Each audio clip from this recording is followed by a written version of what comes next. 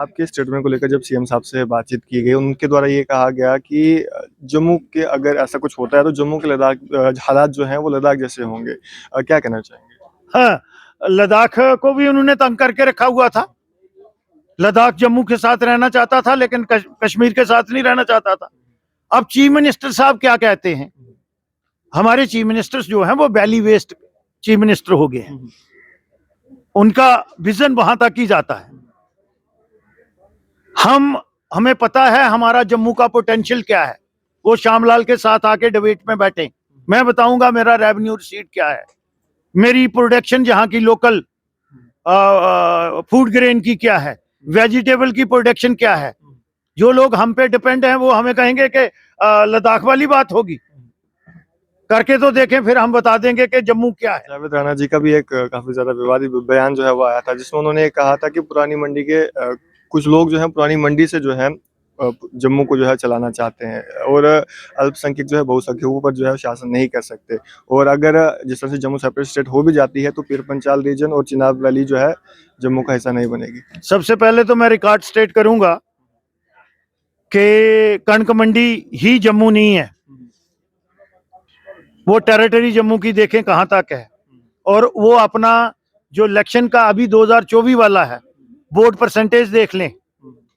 BJP का vote percentage 3.5% national conference से ज्यादा है, चाहे सीटें उनकी ज्यादा हैं। तो इसलिए यहां रिकॉर्ड स्टेट करूंगा। और वो लोग हमें 2.5 डिस्ट्रिक्ट भी बोलते हैं, वो बता दिया हमने। दोनों की दोनों पार्लियामेंट सीटें जीती और ह्यूज मार्जिन से जीती। तो ये भी उनको मैं सचेत करना चाहता हूं। और उन्होंने एक बात और कही कि जम्मू कश्मीर पे कभी डोगरू ने राज ही नहीं किया। तो मैं उनकी बात का क्या जवाब दूं, जिनको इतिहास के बारे में पता ही नहीं है। इतना इनोसेंट क्यों बनते हैं? पढ़ा लिखा नौजवान है वो, मेरा साथी, लेकिन इस किस्म की बात, now he is a minister and he should behave like a minister. क्या लोग बोलते होंगे कि जम्मू कश्मीर का मिनिस्टर क्या बोल रहा है कि डोगरू ने 126 साल रूल किया, यहाँ रियासत कार की एक्सेशन तक, गलगित बल्तिस्तान तक। तो आज वो कहते हैं कि डोगरू ने रूल ही नहीं किया, तो किसने किया? फिर कश्मीरियों ने किया। भाजपा सीनियर लीडर व विधायक श्यामलाल शर्मा जी समय हमारे साथ मौजूद हैं और आज विकसित भारत जी राम जी को लेकर जो है एक प्रेस कॉन्फ्रेंस की गई है। क्या कुछ इश्यूज उसमें डिस्कस किए गए? श्यामलाल सर, जिस तरह से आपने देखा कि जी राम जी के नाम से, जो जिस तरह से अगर हम एमजी नरेगा की बात कर रहे हैं, पहले ये नाम था और अब जी राम जी रखा गया है, इसको लेकर ओपोजिशन काफी ज्यादा इस पर बवाल उठा रही है, क्वेश्चनिंग कर रही है कि क्यों जरूरत पड़ी नाम बदलने की। क्या कहना चाहेंगे? देखो, अपोजिशन के पास कोई मुद्दा नहीं है।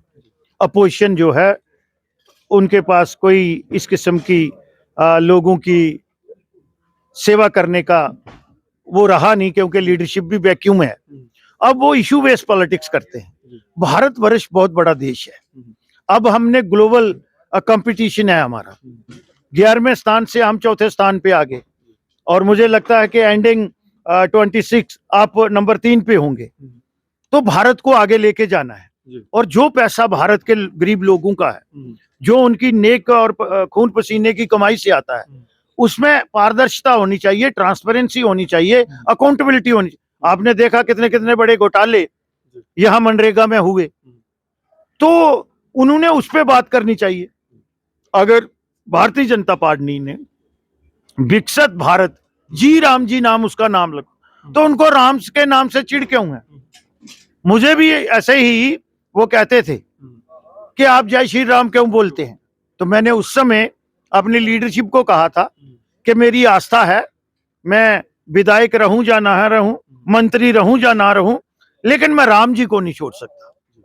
वो मेरे आराध्य हैं और मैं गर्व से कहता हूं मैं हिंदू हूं और सनातनी हूं और मैं दूसरे धर्मों की भी पूरी इज्जत और मान और सम्मान करता हूं। मैंने कुरान का वर्शन भी इंग्लिश में पढ़ा है। तो इसलिए ये मुझे लगता है कि उनकी सोच थोड़ी श्रिंक हो गई है। तो अगर हम बात करें एमजी नरेगा और जी राम जी, पहले एमजी नरेगा में जो जिस तरह आपने कहा कि घोटाले वगैरह हुआ करते थे, जी राम जी जो विकसित भारत जी राम जी है, इसमें क्या कुछ नया जो है वो देखने को मिलेगा? सबसे बड़ी बात यह है कि ट्रांसपेरेंसी है, इसका ऑडिट होगा, अकाउंटेबल सीएजी रिपोर्ट, पहले ये इन तमाम चीजों से बाहर था। जियो टैग होगा, क्वालिटी कंट्रोल होगा और सबसे बड़ी बात है जो फैक्टिशियस जॉब कार्ड बना के करोड़ों के हिसाब से फिक्टिशियस जॉब कार्ड मिले हैं।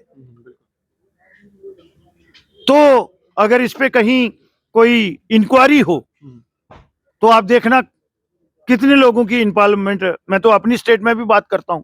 अब जो जॉब कार्ड है और जो काम करने आएगा उसी बायोमेट्रिक होगी। आप यहां आए हैं तो तभी you are entitled to get that basis. तो पहले तो था ही नहीं, लोगों ने 200 कार्ड जो है वो जाली बनवाए हुए थे। तो अब मोदी जी ने कहा है ना खाऊंगा ना खाने दूंगा। तो अगर हम बात करें जिस तरह से कि एमजी नरेगा की, तो कई जगहों पे ऐसा देखा गया था कि ठेकेदारी सिस्टम चलता था। क्या जी राम जी में भी ठेकेदारी सिस्टम होगा? नहीं, ठेकेदारी तो होती ही नहीं है, पहले भी नहीं था। एमजी नरेगा में भी ठेकेदारी नहीं है। कई सारे लोगों को ठेकेदार बन गए थे। कुछ लोग जो हैं आज जो ज्यादा कराई कर रहे हैं उसमें बन गए थे। हालांकि सरपंच और पंच का भी जो काम है वो सुपरवाइजरी रोल है। उनका काम ये नहीं है कि काम एग्जीक्यूट कराना, उनको मॉनिटर करना है। और काम ये जो है ग्राम सभा जो है वो आइडेंटिफाई करेगी। ग्राम सभा अगर श्यामलाल को मेट बनाना चाहती, मेट बनता है उसमें, वो काम नहीं करता, उसकी दिहाड़ी लगती है उसमें, वो भी दिहाड़ी ही लेने वाला है। ये नहीं है कि बड़ी कमाई करने वाले। तो इसमें वही ट्रांसपेरेंसी होगी, वो ठेकेदारी सिस्टम नहीं होगा। श्याम सर, अगर हम बात करें आपकी, तो आपका एक बयान जो है काफी ज्यादा वायरल हुआ था जम्मू सेपरेट स्टेट को लेकर के। तो वहीं अगर हम भाजपा के अध्यक्ष शरद शर्मा जी की बात करें, उन्होंने कहा कि आपका व्यक्तिगत स्टेटमेंट है। ऐसा क्या लगा आपको कि आपको ये कहना पड़ा कि जम्मू को सेपरेट स्टेट बना दिया जाना चाहिए? मैंने 16 साल पहले कहा था, उस समय मैं कैबिनेट मिनिस्टर भी था और कांग्रेस में था।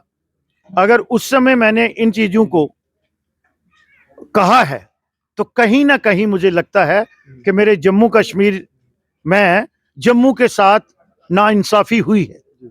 यहां तो एक कमीशन भी बना था, उसकी रिपोर्ट भी आई कि फाइनेंशियल इरेगुलरिटी, जी, यहां टास्क फोर्स बनी थी, स्वामीराज शर्मा उसके चेयरमैन बने थे और थाउजेंड्स करोड़ में उनने बताया था कि इतना पैसा कश्मीर में ज्यादा गया, जम्मू में ज्यादा आया।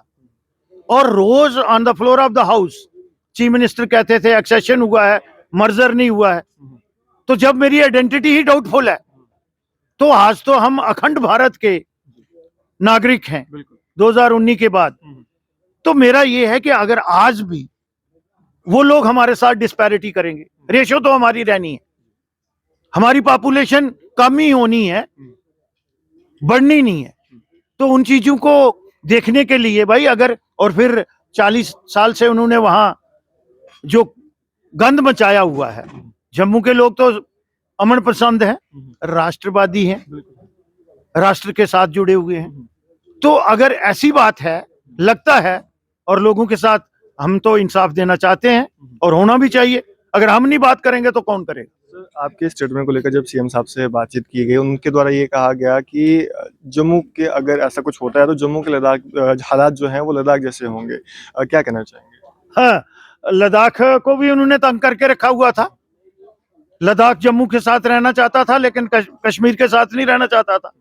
अब चीफ मिनिस्टर साहब क्या कहते हैं, हमारे चीफ मिनिस्टर्स जो हैं वो वैली वेस्ट चीफ मिनिस्टर हो गए हैं, उनका विजन वहां तक ही जाता है। हमें पता है हमारा जम्मू का पोटेंशियल क्या है। वो श्यामलाल के साथ आके डिबेट में बैठे, मैं बताऊंगा मेरा रेवेन्यू रिसीट क्या है, मेरी प्रोडक्शन जहां की लोकल फूड ग्रेन की क्या है, वेजिटेबल की प्रोडक्शन क्या है। जो लोग हम पे डिपेंड हैं वो हमें कहेंगे कि लद्दाख वाली बात होगी, करके तो देखें, फिर हम बता देंगे कि जम्मू क्या है। जावेद राणा जी का भी एक काफी ज्यादा विवादित बयान जो है वो आया था, जिसमें उन्होंने कहा था कि पुरानी मंडी के कुछ लोग जो है पुरानी मंडी से जो है जम्मू को जो है चलाना चाहते हैं और अल्पसंख्यक जो है बहुसंख्यकों पर जो है शासन नहीं कर सकते। और अगर जिस तरह से जम्मू सेपरेट स्टेट हो भी जाती है तो पीर पंचाल रीजन और चिनाब वैली जो है जम्मू का हिस्सा नहीं बनेगी। सबसे पहले तो मैं रिकॉर्ड स्टेट करूंगा कि कणक मंडी ही जम्मू नहीं है, वो टेरिटरी जम्मू की देखें कहां तक है। और वो अपना जो इलेक्शन का अभी 2024 वाला है वोट परसेंटेज देख लें, बीजेपी का वोट परसेंटेज 3.5% नेशनल कॉन्फ्रेंस से ज्यादा है, चाहे सीटें उनकी ज्यादा हैं। तो इसलिए यहां रिकॉर्ड स्टेट करूंगा। और वो लोग हमें 2.5 डिस्ट्रिक्ट भी बोलते हैं, वो बता दिया हमने, दोनों की दोनों पार्लियामेंट सीटें जीती और ह्यूज मार्जिन से जीती। तो ये भी उनको मैं सचेत करना चाहता हूं। और उन्होंने एक बात और कही कि जम्मू कश्मीर पे कभी डोगरू ने राज ही नहीं किया। तो मैं उनकी बात का क्या जवाब दूं, जिनको इतिहास के बारे में पता ही नहीं है। इतना इनोसेंट क्यों बनते हैं? पढ़ा लिखा नौजवान है वो, मेरा साथी, लेकिन इस किस्म की बात, now he is a minister and he should behave like a minister. क्या लोग बोलते होंगे कि जम्मू कश्मीर का मिनिस्टर क्या बोल रहा है कि डोगरू ने 126 साल रूल किया, यहाँ रियासत कार की एक्सेशन तक, गलगित बल्तिस्तान तक। तो आज वो कहते हैं कि डोगरू ने रूल ही नहीं किया। तो किसने किया फिर? कश्मीरियों ने किया। तो ये रिकॉर्ड स्टेट कर लें। 2 तारीख को असेंबली सेशन जो है लगने जा रहा है, क्या कुछ मुद्दे रहेंगे? बड़ा स्टॉर्मिंग होगा, आप लोगों को बहुत देखने को मिलेगा। ये सारी जो पब्लिक के हैं, फ्लड के इशू हैं, पावर का क्राइसिस है, पीने के पानी का है, बेरोजगारी का है, डेली वेजरों का है, एक मुद्दा है। और फिर पूछेंगे 16 महीने में इस सरकार ने क्या किया। उनकी कमिटमेंट थी कि 1 साल में हम ये करेंगे। तो फिर पूछेंगे उन्हें को 3 महीने में ये करेंगे, जो 12 सिलेंडर देने थे वो कहाँ है, 200 यूनिट बिजली कहाँ है। आज तो आप लोगों को 10-10 घंटे की कर्टेलमेंट दे रहे हैं। ये तमाम बातें पूछेंगे। 1 लाख रोजगार भी पूछेंगे। हाँ, रिटायर्ड लोगों को अपने पास OSD और लगाने के लिए रोजगार कर रहे हैं, वो कर रहे होंगे। बेरोजगारों को रोजगार नहीं मिला है। बहुत शुक्रिया। धन्यवाद आप। तो बीजेपी सीनियर लीडर व विधायक श्यामलाल शर्मा जी हमारे साथ बातचीत कर रहे थे। आप लोग अपनी राय रखते हैं, कमेंट सेक्शन में जोर दीजिएगा। उस तरह के अपडेट्स के लिए जुड़े, देखते रहे the voice of fresh news.